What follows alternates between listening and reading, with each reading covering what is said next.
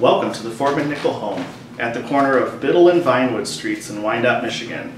Originally the property of former mayor of Detroit and general during the War of 1812, John Biddle, the land itself has a long history which can be traced back at least 200 years. So welcome to the inside of the Ford MacNichol home. When you first walk through the door, right over in this direction, you're going to come through the vestibule, which is kind of like this little entrance here with genuine Pewabic pottery made in Detroit on the floor. And then you'd be welcomed into what's called the foyer, or reception room. Now this would be the first room that a guest might enter in a home like this. Again, the Ford family was quite wealthy at the time, so they did have servants. And so a guest might come into this room and be welcomed, maybe have a seat on the benches around the windows here, leave their calling card, and then the man or the lady of the house would come in, welcome the guest, and take them into one of the informal parlors, which we'll see in just a few, to kind of conduct their business or meet with each other. Now, some of our early local citizens and former owners of the home that you heard about recently are also pictured in this room. So, if we take a look over here, we've got Laura Ford and her husband, George MacNichol. Now, these photos were likely taken well after they moved out, probably around 1920. And lastly, over here is Yvonne Latta. So she is the one who purchased the home in the late 60s to save it from being razed and to save it from further deterioration, and has a lot to do with why it looks the way it does today and how you are able to take a virtual tour. So let's go on to the next room, which is the formal parlor. So here we are in the formal parlor of the home. The formal parlor was a very important space in Victorian era homes, and especially homes of wealthy families, because it was where a lot of the most important events are going to take place. Weddings, receptions, things of that nature. Also, funerals would happen in the formal parlor. So if you kind of think of funeral parlor, right, a lot of that may have had something to do with the naming of the room or the naming of the funeral parlor itself. So you would have come through these pocket doors. You can actually see some that would lead into the next room here. So these are wooden doors that can be pushed back into the walls when not closing off the room. These right here are the Fords. Now again, J.B. Ford actually was the founder of Pittsburgh Plate Glass Company and made a lot of his wealth in the plate glass industry before he came to Wyandotte to start the chemical company. This is his wife, Mary. As was mentioned earlier, no relation to Henry Ford's. In fact, a lot of the reason why J.B. came here was because hundreds of thousands of years ago, this area was rife with salt water, and that has all ebbed into the earth over time, and with the salt deposits in the earth, J.B. Ford knew that salt, a lot of the properties of the salt could make the best soda ash, which made the best hardened plate glass. So he came here. So to differentiate the Fords, these Fords, from Henry Ford's, they would call these Fords the Salt Fords, and the Henry Ford family the Auto Fords. We also have a coal-burning fireplace in this room. And we do have a lot of photos of some local citizens in this room as well, including, back here we have Major John Biddle. This is the tower of the home right back here. So this is what you would see outside, the conical fixture outside, the tower that actually epitomizes the Queen Anne style. And Major John Biddle was the one who lived here initially, or had this property, and this is his wife, Eliza, over here in a painting as well. Now, one other thing that you'll notice in this room is that we have a pump organ, and we have a little parlor game or activity that a lot of kids would take part in. It was a way to kind of get out and get away and see the world without being able to actually do that. These, again, are the days before movies, television, and radio. So this is called a stereoscope, and you have these little slides here, these projector slides. Put your eyes through here and you can see a different part of the world that you never probably would ever be able to see otherwise. It's very fun for kids and adults too. So let's go ahead and take a walk further on and we will take a look at the library. So before we head on into the library, I wanted to take this time to just give you some information about the long hallway here, especially as it has to do with the era in which this home was built and the family that lived here. So again, the MacNichols were quite wealthy and they had 3 servants. Their servants were of European descent and they were a maid, a cook, and a nanny who actually resided in the home. Now, as a result of that residence, you would have what's called a separation of classes in the home at this time. So directly to the front of us here is the door to get in the home. And so when you would come in the door, you would see this long hallway here, which is quite indicative of that separation of classes where the actual family and their guests are going to occupy the front of the home, or where we are right now, and the servants are going to occupy or work in the back of the home. Now, it's very interesting how they differentiated that, not just by the different parts of the home itself, but the woodwork that you'll see in the home as we get back there. So up here, you see all the golden oak and everything. When we get back there, you'll see more cheaper woods, if you will, like pine and such. So very interesting. So let's go on and move on to the library now. Welcome to the library of the home. If you might recall from the opening sequence here, so Jeremiah Drennan, the second gentleman who owned the home, was the city attorney at the time that he initially lived in the home. And as such, he needed a place to practice. And so this could have likely been that room, because we did have the built-ins on the wall over in this direction with his law library. Now in this room, we have another fireplace. This is another coal-burning fireplace. Now what's really interesting and unique about this fireplace is these Delft tiles surrounding it. They're all different scenes, all hand-painted from Holland or the Netherlands. This is one way, as we talked about the wealth of the family, another way that you can tell the wealth of the family, to have something like this handmade and shipped in from another country. This over here, this table right here, is the only original piece in the home. So earlier we talked a little bit about the fact that most of the furnishings and such were donated, but this right here is original from the 1890s. And another interesting aspect in this room is this piece of glass right here, which actually adorned a home across the street. Now, across the street, directly across, we have the Bacon home, which is currently the library. And then next to the library, which is the parking lot, there was a home called the Hearst home. James Hearst was a lumber baron who had a mill on the water over where Bishop Park is, and his house was torn down in the mid-60s. This was actually part of his front door. So give you an idea of how large the front doors were. Incidentally, this is a good time to tell you, you could take a second to think about why the doors were so large and wide in homes of this age. A lot of people say, oh, it must be because they're wealthy, so they have to have everything large and grand. Well, not exactly. There's a more practical reason for that. As you saw in the formal parlor, we have funerals in the home, so to bring in and out caskets, the doors have to be able to accommodate. Well, here we are in the grand dining room of the Ford MacNichol home. What we have here is a normal dining room from, of course, the Victorian era, complete with a fireplace, coal-burning fireplace. This is the 5th fireplace in the home. Again, I don't believe I mentioned this earlier, so I'll do that now. The surrounds on all the fireplaces are original to when the fireplaces were installed back in the 1890s. So we have set up for a meal, or maybe tea or soup or something of that nature.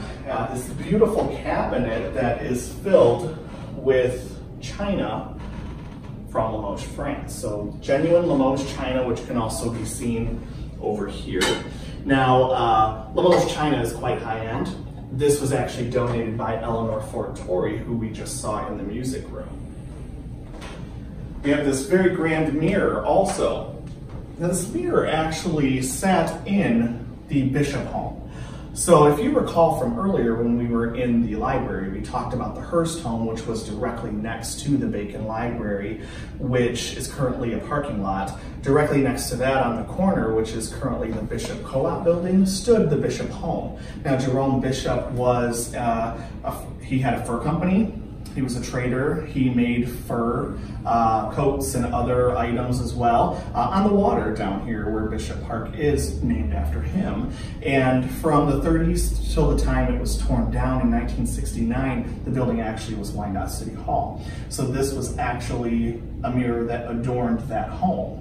And apparently it took 16 men to bring this over, and they walked it across the street in 1969 at the time that Yvonne Latta owned the property, and it has been here for about 50 years.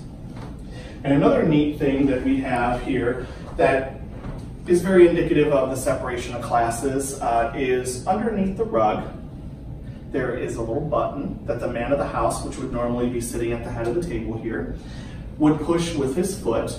Now what that would do is that would alert the servant in the kitchen or the pantry to come on in, take away one serving, bring in the next serving for the family and or the family and the guests.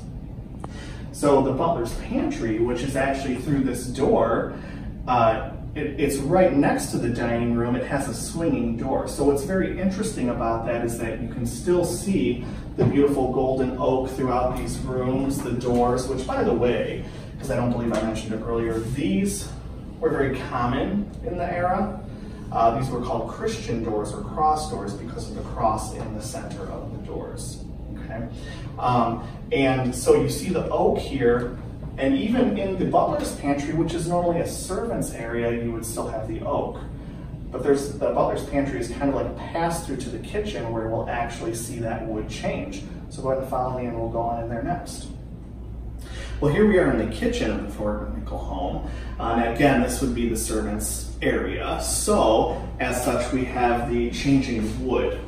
So what we have here is what you would think of as a brushed or unfinished pine, much different from the glorious golden oak or cherries that would normally adorn a home like this, especially in the front. The family isn't likely to come back here. Guests are never really going to come in the kitchen when the MacNichols lived here, so they really didn't need to spare the expense of the rich woods.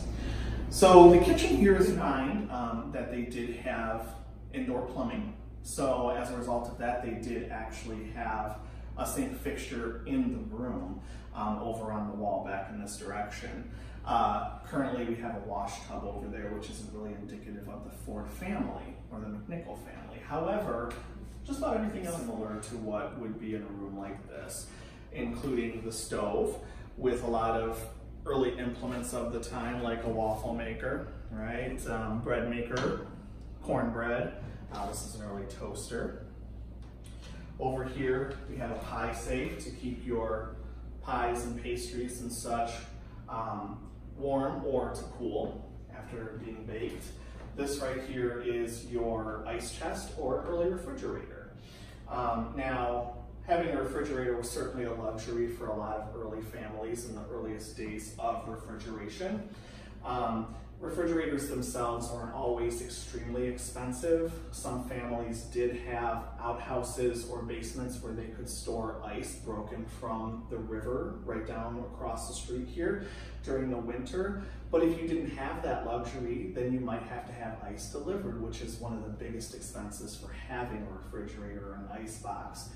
So if you see any of these old homes with these signs like this in their windows or doors, you know that they had an ice chest. So the ice sign, anything that, whatever number is facing up, tells the iceman what to break off for you and deliver to put into your ice chest. So today, we can hold 25 pounds of ice. Okay. Now, one really neat thing in this room, over here on this wall, these are called speaking tubes. So the speaking tubes are kind of like an early intercom system. And the other end of the speaking tubes are up in the master bedroom. And the thought is you would speak into one and put your ear to the other to listen to the response. Now, whether or not they worked, really can't tell. We've tried them out. It's kind of like 2 tin cans and a string, but this would be the precursor to the telephone in a home like this. So we're gonna go ahead and move up to the 2nd floor and see how the family lived up above the 1st or main floor. So here we are on the 2nd floor of the Ford MacNichol home. This is where the family would have slept. Also, there is in the back of the 2nd floor a servant's bedroom, which we'll see in just a little bit. So the nursery here is the first room on the front of the 2nd floor, and the family, the Ford family or the MacNichol family, actually did have 4 children, and a few of them were actually born in Wyandotte. However, none actually in this room, but you can sort of imagine the pitter-patter of little feet in this room. This is what's called a Jenny Lind style bed, very popular at the turn of the 20th century. We have this cradle here, which you can see the Gothic attributes of it. Came from St. Patrick's Church right across the street, where they would take care of children. What's really interesting about this room is that we do have 2 closets. So in a day and age when a lot of homes didn't even have 1 closet or a closet in every room, a nursery had 2 decently sized closets. Now, another thing that's very interesting about this particular room is that it adjoins the master bedroom. Now, even though the MacNichols had children here and they did have a room where their children could be right next door, they wouldn't likely have taken care of their children in the middle of the night. So let's say little George wakes up in the middle of the night screaming. Normally, the nanny would come down maybe from her room up on the 3rd floor to take young George up to her room to sleep for the night and allow mom and dad the time to rest. So it's kind of interesting how that kind of played out. But so we've got a lot of period toys around here. You see the old bowling game, an old slate from school. This is a Wyandotte toy, which we'll talk about a little bit later. But yeah, so this is the nursery. Let's go ahead and move on into the master bedroom. All right, here we are in the master bedroom. As you can see, this is quite a lavish and grand bedroom. In fact, when I bring people through here, most of them want to stay. So maybe you might want to stay as well. What you notice first is the tower area, which if you can remember the formal parlor, which would be 1 floor below, that would also be the tower, so you can kind of get an idea of where we are if you're standing outside the home. So a lot of local pieces. We also have the only fireplace above the 1st floor over in this corner, and it was a coal burner as well. Now, the speaking tubes that we talked about in the kitchen can also be seen up here in the master bedroom over on the wall back in this direction. So if you could just imagine waking up in the morning and saying that you want, I don't know, over easy eggs and some orange juice, you would use those speaking tubes. So we were going to go ahead and move on to the next room, which is actually the changing room. So these rooms, again, they all adjoin. And so we've got the nursery, the master bedroom, the changing room, and the 2nd floor bathroom. So if we kind of go through this direction, we'll make our way through the changing room and into the master bath or the 2nd floor bathroom. So this would be a bedroom on the 2nd floor, but you probably notice it's kind of a work in progress. We are getting this room ready to be turned into a children's hands-on room where we can have period or period reproduced toys and activities for younger people and maybe even adults to come in and play with or interact with in the future. So here we are in the 4th family bedroom on the 2nd floor of the Ford MacNichol home, which is currently utilized as the book shop. So operated by the Wyandotte Historical Society, you can come into this room and purchase an item. We have many different items in here. Gifts, we've got Wyandotte plates, cat's meow items over here. One very interesting thing about Wyandotte is we are such a small city, but we've got so many passionate people, and a lot of publications have been written on the city and the area. And so if books are your thing, come on down to the Ford MacNichol home and by a book. Now the room in particular was said to be the room where Jeremiah Drennan, the second owner of the home, died. So for those of you who are always curious as to whether or not these homes are haunted, I will always point out that it depends on who you ask. So we have stories that abound, but from my experience, I think most can be explained away. But interestingly enough, Mr. Drennan did pass away in this room. So we will go ahead and move on to the end of the hall and then up to the third floor. Here we are on the second floor in the back of the Ford MacNichol home, and this would be, so again, the bedrooms and the bathroom are at the front of the home in this direction. This would be where the servant's bedroom would be on the second floor. Now the house had 7 bedrooms. We saw the 4 family rooms. 3 other ones were for the servants when the MacNichols lived here. So this would have been one. It's also the smallest bedroom in the house. Now it is closed because it's currently used for storage, but come back in the future and it should be open. We have a lot of period or vintage toys that children would play with here. And then behind is the stairway to the third floor. But what's really interesting back here is this stairway right here. Now the reason why that's interesting is that here in this home, wealthy families of this time in their large homes would normally have a front staircase and a back staircase. So the front staircase would be for the family. Now guests wouldn't normally be coming up to the family space or where they would sleep. But the family would use the main staircase in the front, the servants would use the back staircase, and usually they weren't interchangeable. So that's really what's neat about this landing area here. So we're gonna go ahead and move on up to the third floor because there's a few rooms up there to take a look at. Here we are on the third floor. We are in a servant's bedroom. Now, this is a really neat room because of a few features that you see in here. If you remember when we were down in the nursery, we talked a little bit about what might happen if one of the children woke up fussing in the middle of the night. This could likely be like a nanny's room where she would have her bed here and a small bed here to bring the child up to sleep with her to get the child calmed down and fall asleep and not bother mom or dad. What's also really neat about this room is this window actually.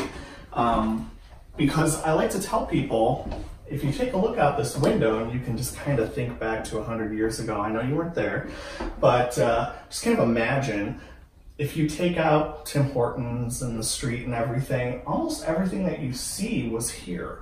This and the next 3 homes, the temple over there, the church over there, a lot of structures were here 100 years ago. So if you were sleeping in this room looking out this window, you could kind of get an idea of what you would have seen. So I'm going to go ahead and show you a room that most people don't get a chance to see. So let's go ahead into the third bedroom.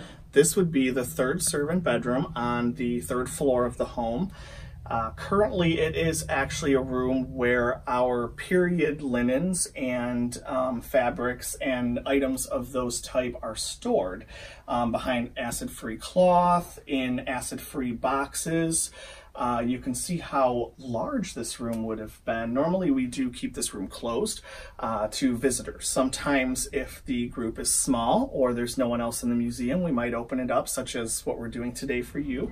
Here we are in the basement of the Ford MacNichol home. Now what really strikes guests as they come into this home is, first off, how they never knew what was behind these doors. They come into the MacNichol home and they're just taken aback by the beauty of it all.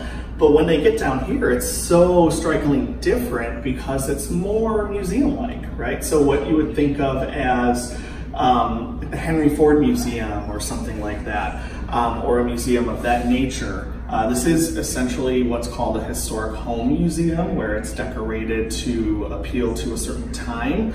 But down here in the basement and in the attic, you'll see more of a broad history of Wyandotte in the area. Now, it's set up in all these panels here, which starts back by the door over in this direction with Wyandotte and the area before people. So thousands of years ago, when all we really had here was salt water. Yes, there was actually salt water this far inland. So salt water and wildlife, fish, trees, plants, things like that, not really people. And then we move into how over time that all changed to allow for the first peoples to come to the area, the Native Americans, which include the Wendat or the Wyandotte, who, you know, actually at the time we were called Mahuahua or Mungwagan, and this is all detailed right through here, including the fact that, you know, fishing was rife. They had wildlife that they could hunt and trade furs with. You know, they really did use this term Desprachaska, which means here is everything. And it's funny because I like to tell guests today that it's kind of still the same, you know, here is everything in Wyandotte. Okay, so we don't have a Walmart and a Meijer and everything, but we have, you know, the history, we have the shopping, we have our own utilities, we have the waterfront, we have the restaurants, we've got a lot of stuff here in this small city, so really here is still everything. And then what we have in this showcase are some early Native American implements such as net weights for fishing, and then projectile points for hunting, and a makook, which would be used to carry maple syrup that was recently trapped from a tree. As we move on further, we get into what led to, or built up to, the War of 1812, and then eventually the removal of the Native Americans through the Treaty of St. Mary's in 1818. And then in this side of the basement, we go into the after effects of that. Major John Biddle purchasing the land here. Early industry, Eureka Iron Works, the chemical company, which we can think of as the second really big company, shipbuilding, which took over the area for many, many decades. We actually were also building ships for World War I effort. And then through just kind of what the water implies for us as a community as such, like, you know, not just the shipbuilding, but doing a lot on the water, to catching the Columbia and going over to Boblo Island if you were alive between 1898 and 1993. You could do that, so that was an amusement park at the time. But there's quite a lot of really neat things down here that are interactive for folks. So we've got this log here, which for a time it was thought, you know, it had been in the collections for a long time, it was thought that it could have been part of a war that was waged, or a battle that was waged during the War of 1812 here in this area. But then over time, several years ago, it was found that it actually dates from 1862, and it comes from North Georgia. There was the Battle of Chickamauga, which occurred there. And so it was, however it made it into our collections, we do have it. Guests can come touch it. What's really interesting is that we do have cannonballs, 2 of them in the tree here as well, that guests can get a feel for, 157-year-old cannonballs. This is also an area where that's very interactive. We have beaver pelt, we have fox fur beads. You know, back at the time, the Native Americans would have made the beads out of bone and such. Powder horn. And then over in this direction, we have a ship's whistle. So again, shipbuilding was very important here in Wyandotte, and so we have a ship's whistle and a reproduction of a cargo hull to kind of just bring that history home to full realization for guests. So what we'll do is we'll go ahead and move up to the 3rd floor attic gallery, and that's going to be a continuation of what we've seen down here. So come on, follow me. Well, the last area that we're in the home is up on the 3rd floor again. This is the attic gallery, and this initially would have been just an unfinished storage space that the family would have used for their items, and likely would have possibly just sent the servant up to get them what they need, because they didn't always make the trek up and down the stairs themselves. But currently what you're going to see is just a continuation of what we saw in the basement. So the history of Wyandotte, but what we have here is we pick up from, go a little bit back to the 1800s to today, and we have it separated all these themes that have to do with the city of Wyandotte. Now, before we talk about those themes, let's take a look at the center of the room here, because this is where we have our little devotion to the Drennan family. Now, earlier you saw a lot on the MacNichols. You saw some pictures and such. You saw Yvonne Latta's photo, but we didn't have a lot on the Drennans downstairs, so we have that up here on the 3rd floor. Now, again, the Drennans was the second family that lived in the home. Jeremiah and his wife Frances, 5 daughters. The 5 daughters were Bernadette, Catherine, Mary Marguerite, and Josephine. Now, of the 5 daughters, only 2 married, and of those 2, only 1 had children, and she had 8 children, actually. The other 3 remained in the home until the 1960s. So this is all devoted to the Drennans, all on loan, for the most part, from Drennan descendants as well. Now, over on this side of the room, we start with the municipality, or you think of fire and police and such. So we've got some helmets and you know, voting, and this is really interesting right here, this orb in the center underneath the fire department helmet with that purple liquid inside. You take a second to think about what you think that might be, but what it is it actually would be an early fire extinguisher. So this would be filled with a liquid and eventually found out to be a dangerous liquid, tetrachlorohydrate, and that unfortunately causes harm to people's health. So in the 50s, it started to become outlawed in the United States. And then further continuing, we have just kind of having fun in Wyandotte. This is an early street fair sign. We had a Wyandotte Monopoly game. Over here is architecture. So a lot of the homes across the street and throughout the city of Wyandotte in the 1960s and 70s were torn down during the urban renewal process. Again, this home in the late 60s was going to be one of those victims. Thanks to Yvonne Latta, that was not the case. But the one up here that's hanging that says 2651, that was actually James Hurst's address panel from across the street in the middle next to the Bacon Library. If we go on over to this direction, before we move to the back of the space, we have industry. So the creameries, the newspapers, the chemical company, lots of different items from early industry in Wyandotte. And then we have more on the chemical company and other businesses such as shipbuilding in here. And then sporting. So this is actually an Ann Marston trophy up here. A lot of pictures, trophies, and items from early Wyandotte sports. Wyandotte has always loved their sports. A lot of Wyandotte companies have had their own sports teams. And we had a historic baseball team called the Stars, which they have been revamped back in the 2000s, and they play again today. So over in the back here, in the back of the attic gallery here, we have early education in Wyandotte, the public school system. Now, Catherine Drennan, who had lived in this house, she actually was a teacher for about over 20 years in both McKinley and Garfield Elementaries, and for a time in the 1920s was the principal of Garfield Elementary. So a lot to do with education in this house. Josephine was also a teacher. Over here, which is very interesting, is a showcase detailing something that a lot of people just don't really know about. You know, we talk about industry in the city of Wyandotte. We focus a lot on the chemical company, the ironworks company, and so forth, but we don't really talk a lot about the toy company. So Wyandotte did have its own toy company that was in operation from the early 1920s to the mid-1950s, and it was called the All Metal Products Company, and a lot of times they would get their metal from the local automotive industry, and they would use scrap parts and such, and they would become known as Wyandotte Toys, and their motto was, Wyandotte Toys are good and safe. They can still be bought. You can go onto eBay and find them, and they're quite collectible.